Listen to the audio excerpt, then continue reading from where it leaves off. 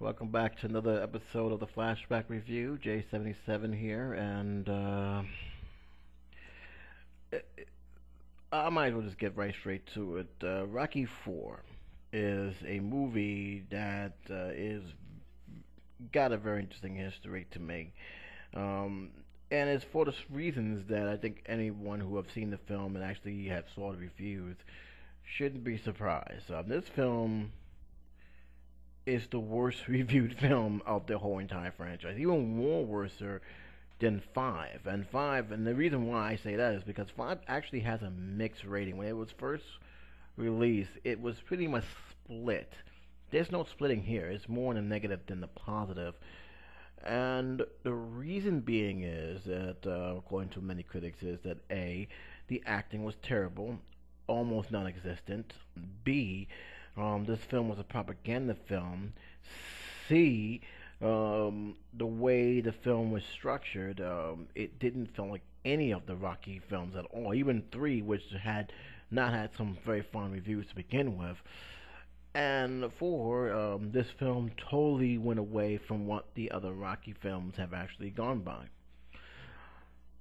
This film was nominated for a lot of Razzies, as you can only imagine. A lot of people got nominated for these Razzie films. And most importantly, what actually brought my attention the most out of all the Rocky films, this is the only Rocky film to date that did not have the iconic Rocky theme. The person whose name escapes me right now, who have done the Transformers movie from 1986, the animation movie actually did the theme for this one, and you can tell the difference right away. This film had a very heavy soundtrack, of course, mostly of performers. James Brown, Survivor also was in here, and it had some very good, cool themes that I actually enjoy. However, besides all that, they also had a lot of stuff that to this day scratches my head, scratches a lot of fans' head, and even to this day, I actually wonder what exactly this Sylvester Stallone was trying to prove when making this film. Well, of course, we all know what he was trying to prove and what he was trying to do in this film, which, by the way, had problems behind the scenes. One of the main problems was with Apollo Creed and Dolph Lundgren. They didn't see things eye to eye. I think he hit them too rough, and Sylvester Stallone had to calm both of them down because he didn't like how he was doing some of the scenes. Of course, eventually they all cooled down and they actually got the thing together. But needless to say, there was a lot of issues at hand here. Um, Despite, however, having the worst reviewed in all the franchise, this film is also one of the heaviest grossing movies of them all. This is a huge blockbuster success. And this is probably, and as crazy as it may sound, despite the bad rating this film is, because it is one of the worst rated movies in the franchise. Fans love this movie. Fans, I'm telling you from my own experience, when I left the theater with my friend, and when that person left with another people, they was all pumped up. They wanted to hit something, anything. That's how much pumped they was in this Rocky film. If you've seen the film, or have you seen the film for the first time, you can understand why. Let me go on and say this right now. The plot is very simple. It's about revenge. It's about a Russian fighter who's coming in. Nobody really wanted to face him. Apollo Creed accepted the challenge. He wanted to prove that he ain't gonna let nobody come in here and beat him in this home turf. And Ivan Drago have accepted the challenge. But Ivan Drago, who is stronger, more powerful, and possibly juiced up on steroids, pretty much outmatched Apollo Creed to the point that he killed him in the scene again, which makes me wonder why these boxers don't take their fight competitors seriously. You would think he learned for the first time when he did that with Rocky, but no. He did it with this guy, and eventually he killed him in the second round. And you can tell right away that he didn't take him serious because, well, the first thing you've seen James Brown singing. You're seeing him living in America, which, by the way, great theme.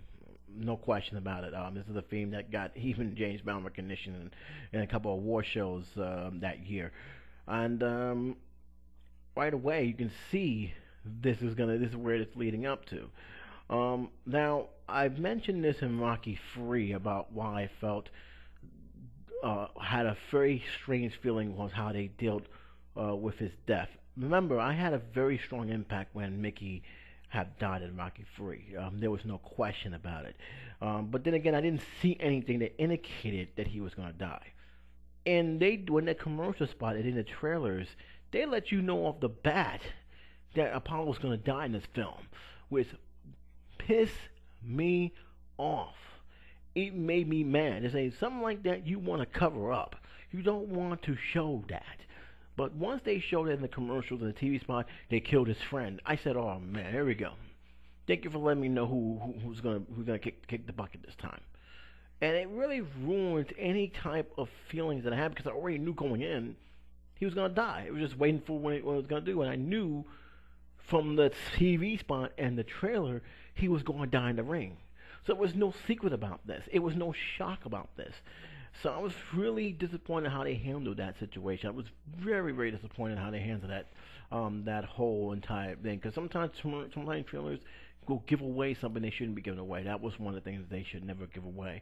I don't blame the film, but I blame the advertisers for doing that. Because again, anything I had, any emotion, because I really did love this character, and I really was mad to see him go.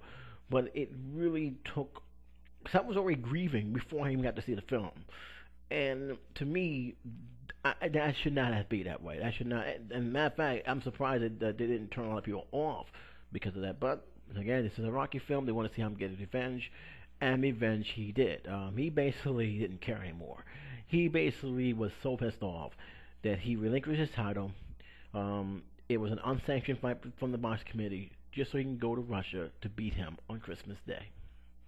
It really was crazy how that whole thing started. And again, Adrian went back to the Adrian of 2, but not as more severe. She's basically worried about him. He's worried about his safety because he's saying he just saw a person kill someone in the ring, and he's like saying, "You can't win. This guy's a monster." But then you see that burning fire that's more lit up than now, saying, "Listen, the only way he's gonna beat me, he's gonna kill me. He gotta look me dead in the face. So I'm not gonna go down that easy," and he didn't. Went to Russia, and it becomes. I mean, let me just go right here. Before he went to Russia, we get montages, and this is where the critics were very, very steamed. I'm skipping ahead, but so be it. I'm gonna say right now, if it wasn't for the montages in this film would have been an utter disaster. Straight up. This film is purely 2/3 of montages. You get a montage at the beginning of the film. You get a montage with him driving to Is No Easy Way Out, which is a good song, but you're getting flashbacks from there. You get a montage of training exercise 1 in Russia, the montage of training exercise 2 in Russia.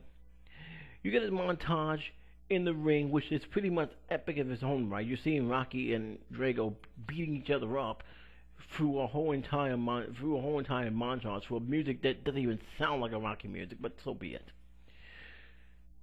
If you take all those out, you don't have a Rocky film. All right, you just don't. I mean, this is the film in a nutshell. 2/3 of this film is montage, and yet, despite that, this was still a fun popcorn film to watch. It was. As crazy as this may sound, it was still a fun movie to watch because, one, you're not coming in here expecting drama. If you came in there watching the trailers, you came in the TV spot, you're fooling yourself. Is it a great film? Is it a film that I will say that I recommend for everybody? Not really. If you're a fan of the Rocky films from the very beginning and you know what you're getting into, then by all means, have fun. Sit back and relax. Don't take things too seriously. And that's the thing where my beef was with the ending of the film. I did not like the ending of the film too much because, again, this was where people started making fun of it. As you know, he won, even though technically that fight should have been stopped at round 2 after what Drago was doing to him and after all the constant knockdowns he was having. but he still wins. He wins and he makes a speech that I can change, you can change, everybody can change, and everybody's just rising up, clapping. He's getting booed, but then he gets start getting cheered, and people said, "Oh, so he ended the Cold War," which exactly what you got that feeling when you see that film, because we were still in the Cold Wars in the 80s, and this film pretty much is one of those films that reflected, hey, this one iconic figure have done something that nobody else could possibly have done, and this is why people say this was the worst propaganda film, because it just basically it just was totally unnecessary and that delight. Um, for me, I didn't really care about the propaganda that was going on. I just want to know, was this film going to entertain me? It entertained me. I had fun with this film, minus the stupidity that was coming out of this film. Um, I'm I don't even need to go talk about the robot, because I think everybody else who have seen this film and done reviews of the film has talked about the robot. But needless to say, I don't know why the hell it was there. I honestly don't. I mean, that was Sylvester Stallone thing. Needless to say, it was not where to be found in the other two films, thank God. But it is just one of those things that really, this is what we got here. I mean, this is where we come up to. From dramatic film that won Academy Awards and high praises to this robot in a Rocky film. But it was there. It was a distraction, but it kept going, and that's it. Um, I just think the film's script, the storyline, in terms of quality, was stripped to the bare minimum. Um, and that was largely because there was a lot of montages. What helped this film, surprisingly, is the pacing. The pacing didn't lag, and I think in this kind of film like this, that was a big plus. I didn't feel that there was a scene that was boring. Even the scenes that didn't really have nothing much, it went by quickly, which is something I wish 3 would have learned when in some of their spots. So this film went by quickly. You almost felt like you didn't stay there for almost 2 hours. It felt like it was just going and going, and that's launching the montages that they had. You hear me saying montage a lot because this is what it is. It's a whole big. This film is a festival of montages. But there are some things I actually did enjoy. I actually liked it. The moment when him and Duke, when he's posting the sign of Drago, and you see Duke talking to him and say, "Yeah, you're good, you're focused, you're ready to go," and he's telling him about Apollo Creed. You can tell that anybody who's going to get hurt by Apollo Creed's passing will be Duke, because he's been through him since day one, and now he has to. Now he's passing on the torch towards Rocky, and Rocky is very much focused on this. I actually liked the training, because the training out of all the Rocky films, this was probably the most intense training I think he ever went through, and man, did it show, because when you see his conditioning that he went through, I said, you know what? He really did train. I'm not going to sit there and buy that he always was like that. He actually trained that film. I mean, it felt like he was training, and the stuff he was going through, the endurance he was going through, really did pay off. We're seeing 2 parts of it too. We're seeing the technology of Ivan Drago's training method. We also see Rocky's pretty much nature style training method, but they're both effective methods. A lot of people seem to get on that training montage a lot between Rocky. Besides from the mountain, which I understand is ridiculous, but the point is, I actually liked it because he's using the stuff he has around him, and he's taking it to his advantage. And to me, that's actually more genuine than the technological stuff that Drago was doing. Which leads me to Drago, Dolph Lundgren's performance. This was the first Dolph Lundgren I've seen. The other film I've seen just with him with it was actually, I believe, called Red Scorpion. It's a weird film that I may or may not do a flashback review on. It really all depends. But in this film, there's really nothing to say about him. Again, um, he doesn't really have nothing to work on. His dialogue is mute, and to be honest, that is not a bad thing. I mean, I'm not saying that he can't talk. I've seen him speak before in other films, but in this one, I think his physique, minus his stone cold look, is all the dialogue he needs. He was scary in this film. People consider him as a video game villain, and in many cases, I can see why, but to me, he was an intimidating factor just by his presence. You see him and you see that face that, shoot, this is gonna be a long day, man. I'm not gonna. This is not gonna be a free round and done. I'm gonna have to put some work in, and needless to say, Rocky had to put some work in because it was not gonna be an easy task. But I actually think that will really help the film. This is why I say the difference between Mr. T. Mr. T was doing all that talking, yet I don't consider him as a one of the top main ones. I don't consider him better than Ivan Drago. And Ivan Drago didn't do any talking, but he still left a lasting impression with me. And again, it started as the revenge thing, but it was never really a point where I felt that he had any animosity. Drago had any animosity towards Rocky. In the film, yeah, he said if Apollo dies, he dies, and there was that big stare down. But he's like this. It's business. You know what you got into in the boxing ring, and Apollo knew who he was getting in the boxing ring. He had every opportunity to throw in that towel, and Apollo said, "No, I got to do this. I got to come out and fight." Knowing the risk that he was putting himself into, and knowing what could happen if he didn't stop that fight, Rocky was trying to honor that. Even though I would have just said the hell would have thrown the towel in, he was trying to honor his friend's wishes because he knew who he was. He was a very prideful fighter. He didn't believe in turning in the towel. He didn't believe in giving up. You have to knock him out, and that's exactly what Drago did. He knocked him out, but he never got back up. In this case scenario, Drago was trying to knock him out, and he realized this dude ain't stopping. He's keep coming up. He's wanting some more, and there was a certain respect for that. In that round, he earned Drago's respect. He earned that right to say, hey, to the end, whoever wins. That's why when you see him saying, come on, let's do this, let's finish what we started, it wasn't out of animosity. It was out, this guy is a true boxer. This guy earned it, because in the beginning, he slammed his hand. When they came out for that final round, he did a respectful light tap, and he told him to the end, saying that, hey, you got guts. We're gonna see who's gonna be left standing, and it turned out to be Rocky. But in the end, there was no hatred between each other. There was a fond respect for one another, and that was something that I never got from Clubber Lang. I got it from Drago, and that was doing that bloody war that we was going through throughout that whole entire time. So, in many ways, that's why I consider him a much better character than Clubber Lang because of that reason.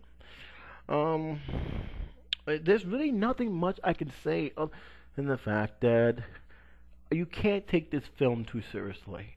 Yes, it is a propaganda film. I'm not even gonna. There's no way around it. There's no way to sugarcoat it. You know what it is. You know what it's trying to represent. Um, would I put it up there as a terrible propaganda film? I will say it all depends. If you're just looking for it from a dramatic standpoint, yes, it is. But if you're looking for this film as strictly as entertainment, like I had, just looking to kill time, which it has done for me, then this could be a very fun, thrilling film that if you leave the theater or leave your house watching this film, you want to punch something. You're like, yeah, I can't wait. You're going to have that adrenaline. And that's what this film has done. And Mission Accomplished has done it well. Other than that, I will say that it is a weak script. It's not a strong script at all. It's not a well thought out script. And this film heavily dependent on the montages. Heavily dependent on the montages. Yet I'm giving it still 3 stars for entertainment purposes because I was never bored with this film. It was fun. And let's be honest, not every film can be dramatic. This film, it knew what it wanted to do. And its job is, if I can get entertained and still stick with the story that was going on, then it did its job. And to me, it did enough to give it 3 stars. But I understand what the critics are saying. I understand clearly why they did not like this film. And if you're looking for something more dramatic, something that has a strong script, strong dialogue, then guess what? It's a 2-star film, to say the least. But for those who want action and those who just want to have a good time, it's 3 stars. Not every film can be dramatic. Not every film needs to be Shakespeare, and not every film needs to need to have a strong message to get their point across. This film was good the way it was, and that was good old-fashioned, fun, action-packed film, which has a character which got everybody pumped up once they left the theater, and that was the more important part. So that's it I got to say about this flashback review. I will continue with the Rocky films with Rocky 5 and Rocky 6, but until then, J77 saying take care, be safe. I'll talk to you soon.